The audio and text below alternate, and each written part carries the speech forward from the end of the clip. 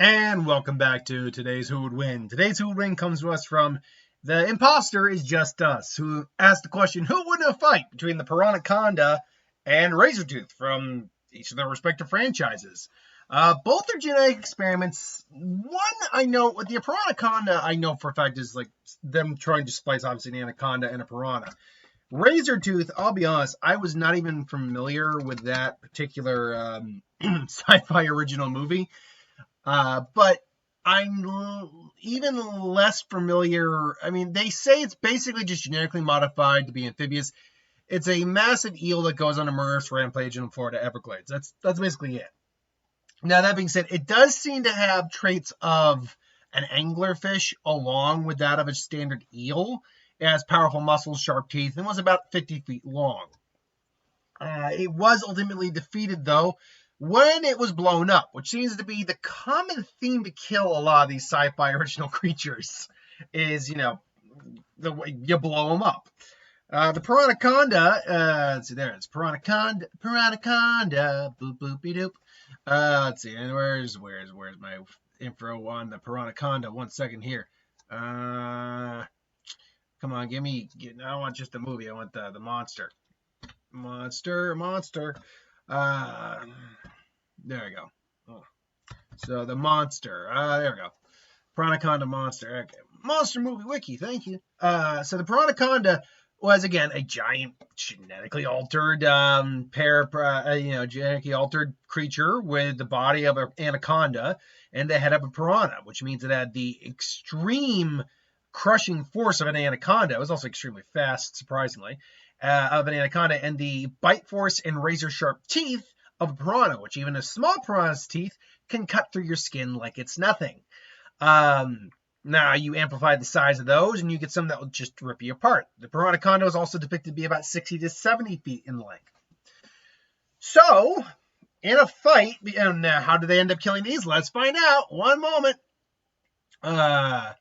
First fate, the first Piranhaconda is killed by its mate after later smells the former's blood. Is revealed at the end of the third Piranhaconda survives the events of the film.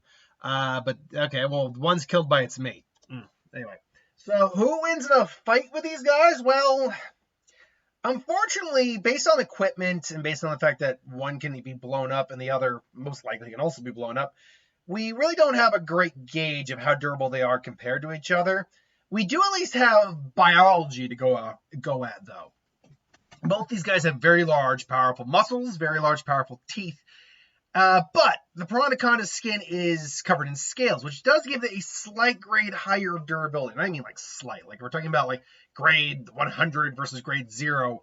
And the Razortooth comes in at like, say, a 70. Piranhaconda's maybe a 72. It's not that much. But it is something.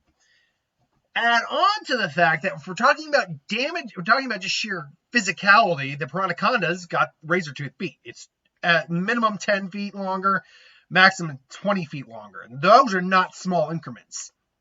If we're talking about a fight in the animal kingdom, 9 times out of 10, size matters. Not all the time. Wolverines and honey badgers demonstrate that's not always the case. It is sometimes the size of the fight in the dog, not the dog in the fight. But in the animal kingdom, normally size matters. Being a snake and is used to dealing with other snakes, it is actually capable, more used to fighting the Piranhaconda serpentine individuals, just a little bit.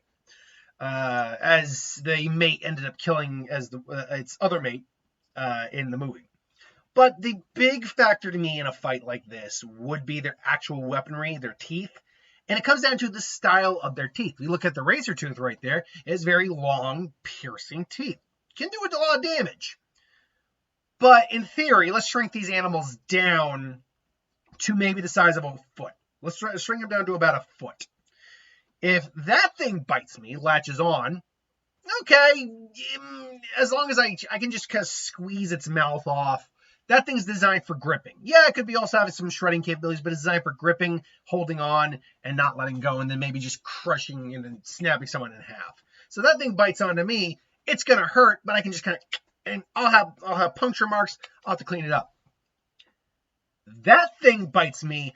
I'm missing a chunk of my arm.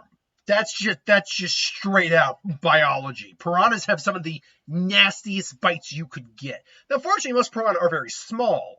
But if you were to get a sizable, again, let's just do the comparison, a foot long, snake with that kind of mouth that had open like a snake does, and get about, let's say, that big of a chunk, that big of a mouth opening on my arm, if that thing goes, and that thing might bite down straight to the bone.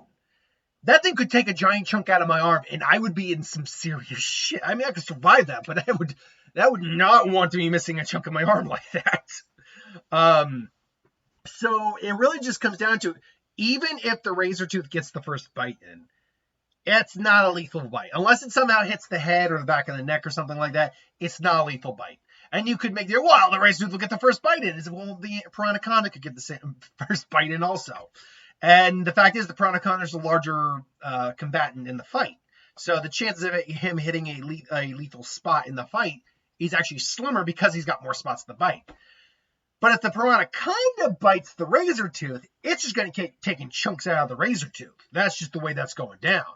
And it won't be long for the Razortooth just gutted, bleeded out, and being eaten alive. So, yeah, I think this is a bit of a mismatch. Don't get me wrong. I understand why the fight is suggested. It makes perfect sense, actually, why the fight would be suggested. And until one of them gets a real bite in, the fight really would just keep going on with them kind of wrestling with each other. But the Piranhaconda would, as soon as the Piranhaconda got a serious bite in, by the way, effects-wise, that doesn't look too bad. There's elements of the textures that look pretty real. And then elements like the face that don't, but still. Doesn't look bad. That looks like the Razortooth looks like just a CGI nightmare. But point being is that the minute the Piranhaconda gets its first bite, and the fight's pretty much all but won, because it's automatically going to be doing more damage than the Razortooth's bite is.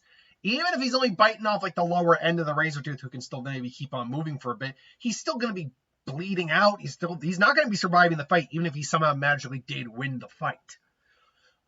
He's going to die later on, because the ideology behind the Razortooth winning would be that the Piranhaconda never gets a bite in, period.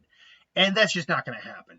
Both these guys would be getting respective bites in. Like, the Piranhaconda's not slithering away from this unharmed. The Piranhaconda would be getting some decent wounds in. But because of its larger size, bigger bulk, heavier muscles, it could survive the wounds a lot more effectively than what the Razortooth would take. So ultimately, I go Piranhaconda. This is my thoughts, though. What do you think? Let me know in the comments below. But until then, thank you for watching. Hope you enjoyed. Like, comment, share, subscribe. And I will see you folks next time. Have a good one.